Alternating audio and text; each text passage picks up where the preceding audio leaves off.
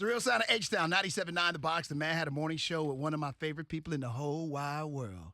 Ladies and gentlemen, the one and only Jolanda Jones, First Vice President, Board of Education and all that good stuff. She's an attorney, she's a fighter, she's a lover, and she's a best friend. And she is on the show this morning. You're funny. I'm truthful.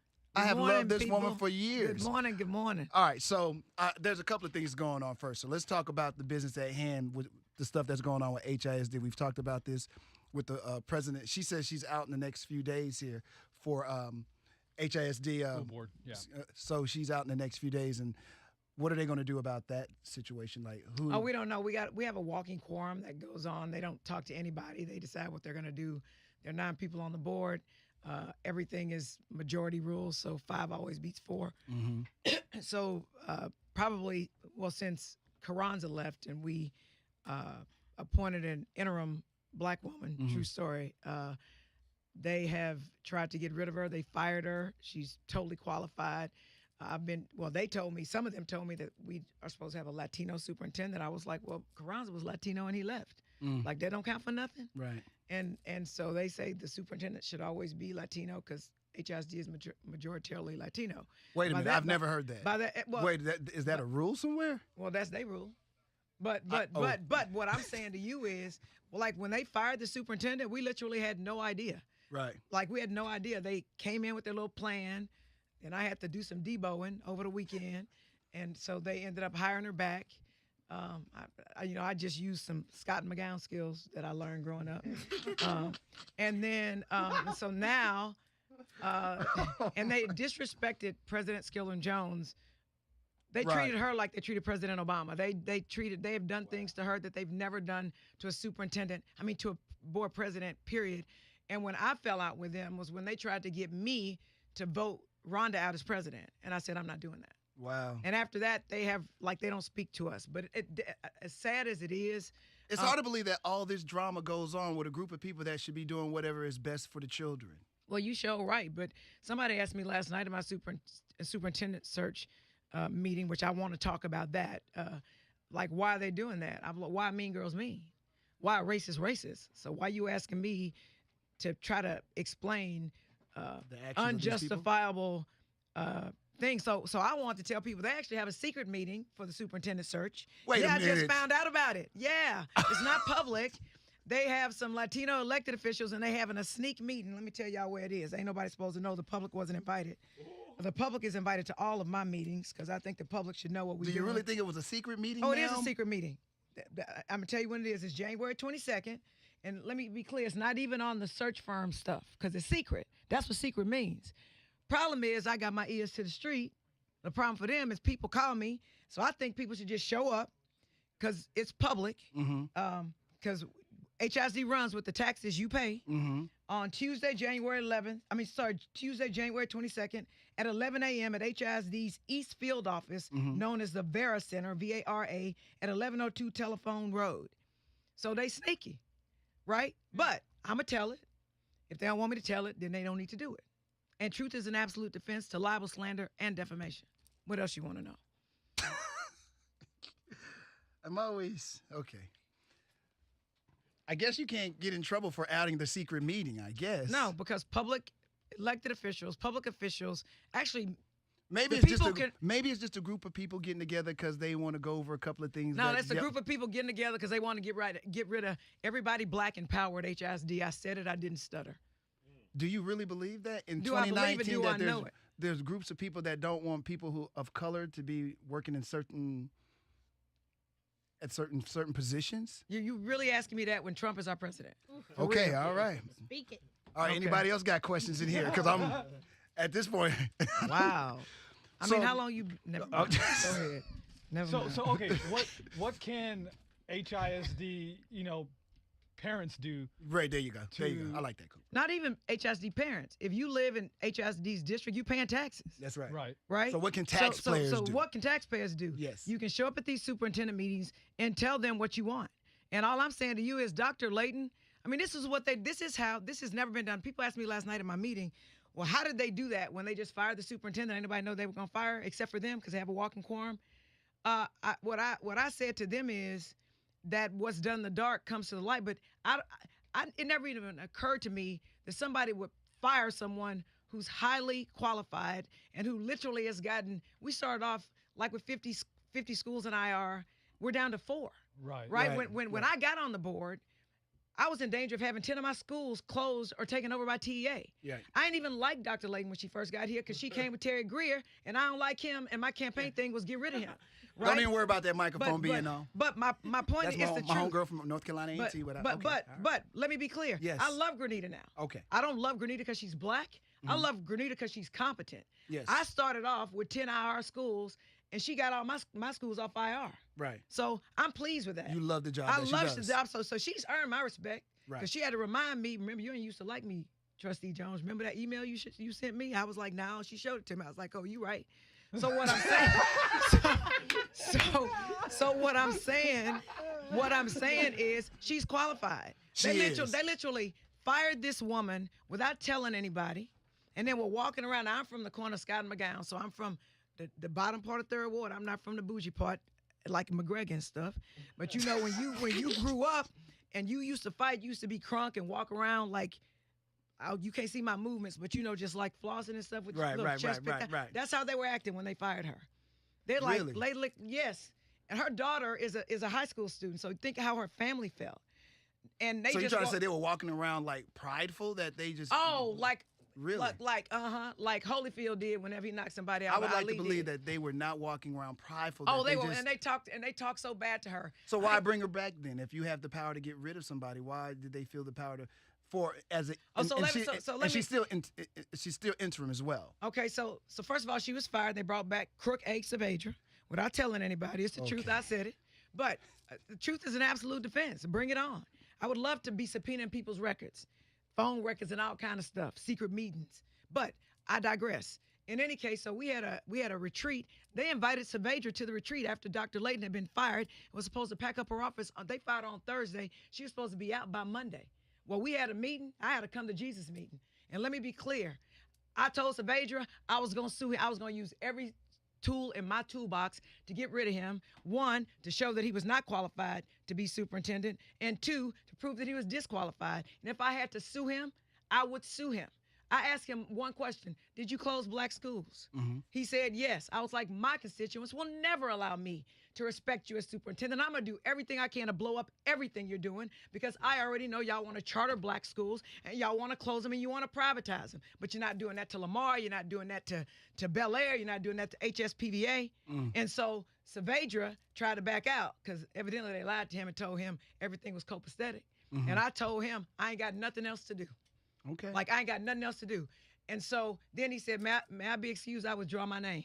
And they looking like Willie Fufu. They looking around now what? Because they have literally voted to fire Dr. Lathan and bring in Savager on Monday. So the timeline was Thursday they got rid of without telling nobody. Those 5 knew. And then they hired they hired him that night. And then on Monday she was supposed to be out.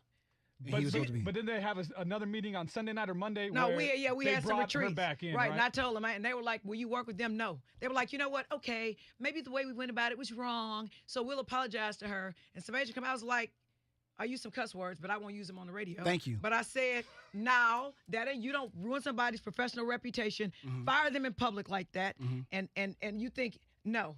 So that's how y'all want to do? We're gonna see who can blow stuff up the most. So I'm real irritated right now because they've refused to give Dr. Layton even a contract to make more. So now she's doing more stuff. But when they fired her on Thursday and hired Savager on Thursday, he just had to sign a contract on Monday. They wanted to give him a contract. Really? They're just full frontal racists. That is what they are. So I'm on like a heat-seeking missile. I can tell. I ain't got nothing better to do than to blow up their plans to destroy black schools in HISD. Wow. This is strong. I ain't never said it. I ain't lying. People might not like my delivery, but at least they know I tell the truth. So when are they going to decide the next HISD superintendent? So this is what they did. Neither myself, Rhonda, or even Sue Dygard wanted to have a superintendent search, right? Because we believe we have the superintendent. Right. The principal's lover. I mean, Candy's husband is a principal. Yeah, Edward Cashmere. Okay, ask him. Everybody loves Grenita. Yeah. Except for people, black folks. I'm encouraging you to come to our board meetings and see how they treat black people in HISD. I want for you to, they do it full frontal. They don't care. And it is bothersome to me, but we are having a superintendent search that y'all didn't know about because they want the stuff to be secret. And I believe they purposefully put it during the time when like the black electeds or all the electeds are gone to D.C. and the state legislature, and they're having all these meetings because they're going to hijack the process. That's what they're trying to do. So we need to participate because I'm telling you, the only reason we're not taking over is because Dr. Layton got schools out of IR, which stands for improvement required. Right. So no other superintendent did it. Schools were falling into IR under Carranza, but they ain't got no problem with that. And so, and they literally schedule extra meetings for the express purpose of disrespecting Dr. Layton and President Skiller Jones. Can I actually? Well, how have those two ladies? How they? No, you want me to tell you? You want me to tell you who the nefarious ones are? Sure. Let's listen. Okay. Elizabeth Santos, Deanna Davila, Sergio Lira, Holly Villaseca, and Ann Sung. And let me be clear, they were about to vote to charter or privatize or partner, because they're saying partner to make it not seem like it's chartering. They were about to vote. They need 5 votes. At the table, they forced Dr. Layton to put that on the agenda. And then they started hammering her at the public meeting, saying, oh, you put this on the agenda because you want the schools to be chartered, to try to turn people against her, at which point I had to front them and be like, now you're smoking crack, good and well, that you forced her to put that on here, but you're trying to turn the community against her. And then I reminded people from the board table, watch how people vote, because the schools they want to charter are black schools, Wheatley, why is my brain not working, Kashmir, Henry, there's one other I can't remember. They're all in Rhonda's district, so they want to close down the black schools. So watch who votes for it, and Deanna Davila and Sergio Lira are up for re-election in November. So watch how they vote here, so y'all can vote them out in November. Jolanda, one question. Yes. Now you're talking about all these schools becoming charter schools.